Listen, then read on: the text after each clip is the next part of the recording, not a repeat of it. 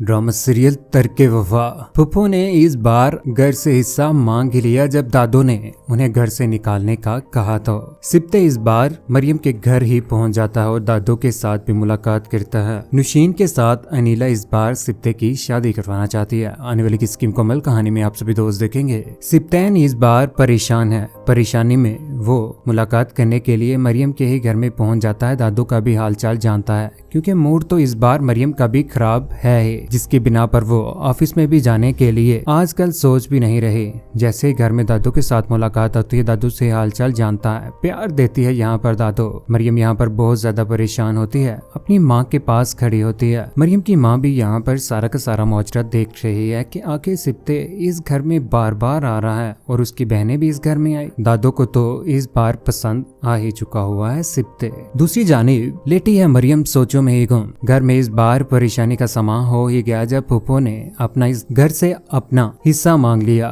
इस बार मरियम के बाबा और दादो और उसकी माँ भी परेशान है, सोचों में ही गुम है कि यहाँ पर इस बार करें कंवल का तो करें क्या। मरियम की माँ पहुँच चुकी है मरियम के पास, जहाँ पर उसे बता रही होती है कि आज अम्मा जान ने कंवल को कहा था कि जितनी जल्दी हो सके अपने बेटों को लेकर यहाँ से चली जाओ, बेहतरी इसी में है। लेकिन उसने इस बार अपना हिस्सा मांग ही लिया। ये बात सुनने के बाद मरियम बोल पड़ती है। मरियम कहती है कि इन लोगों के लिए अब हम अपना घर बेचेंगे क्या? ये भी कोई इंसाफ है? मुझे तो एक चीज की समझ नहीं आ रही कि फुप्पो हमें तंग करने के पीछे क्यों पड़ चुकी हुई है। जो वो सोच रखती है ऐसा बिल्कुल भी नहीं होगा। मैं आसिफ के साथ कभी भी शादी नहीं करूंगी, ख्वाह मेरी जान ही क्यों ना चली जाए। सिप्ते ने इस बार कह दिया होता है अपनी बहन अनीला को कि अगर वो शादी करेगा तो वो सिर्फ और सिर्फ मरियम के साथ ही करेगा। जहाँ पर अनीला इस बार सजीला के पास बैठी हुई यही बात जैसे ही करती है तो ये बात सजीला को तो पसंद आती ही है। ये सब कुछ देखने के बाद यहाँ पर सजीला कहती है कि देखो ना, ये सब कुछ भी तुम्हारी नाक के नीचे हो रहा था, सभी आंख मटक्का,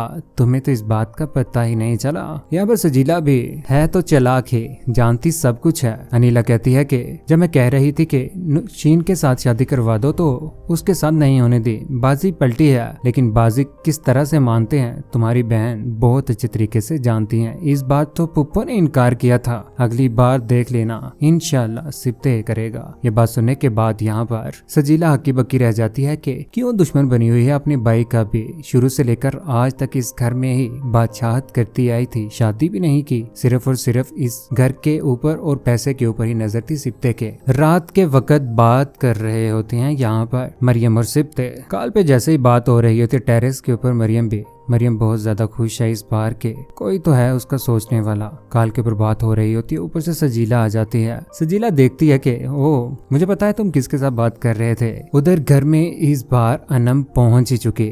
अनम जैसे ही नुशीन को देखती है तो नुशीन भी उसके करीब आ जाती है। नुशीन आकर कहती है कि तुम्हारी ये जो चालाकियां है ना, ये मुझसे बेहतर कोई भी नहीं जानता। मैं बहुत अच्छे तरीके से जानती हूँ इस घर में तुम जिस मकसद के लिए आई हो ना, मैं कभी भी तुम्हारा वो मकसद पूरा नहीं होने दूंगी, ख्वाह उसके लिए मुझे जो कुछ मर्जी करना पड़ जाए। यहाँ पर उसके साथ लड़ना झगड़ना भी शुरू कर देती है, लेकिन ये बातें बिल्कुल भी अनीलापा से बर्दाश्त नहीं होती। पीछे से खड़ी होकर वो देख रही होती है। इस बार अनम को भी खरी खरी सुना ही देगी अनीला पे, क्योंकि अनीला तो ऐसे समझ रही है कि नुशीन बहुत ही पाकदामन और साफ जहन रखने वाली लड़की है, लेकिन ऐसा बिल्कुल भी नहीं है। उसकी भी नजर अनीला की तरह से सिप्ते की अमीरी के ऊपर ही है। आने वाले वक्त में शादी तो होकर ही रहेगी सिप्तैन और मरियम की। फुप्पो के याद भी कुछ भी नहीं आने वाला। फुप्पो बहुत जल्द घर छोड़कर भी चले जाएगी, जिसके बाद सारी की सारी खुशियां उसके साथ नहीं शेयर की जाएंगी। कौन कौन चाहता है कि सिप्ते और मरियम एक हो जाएं, जिस तरह से अनीला कर रही है। और सजीला भी, आपको क्या लगता है कि सजीला जो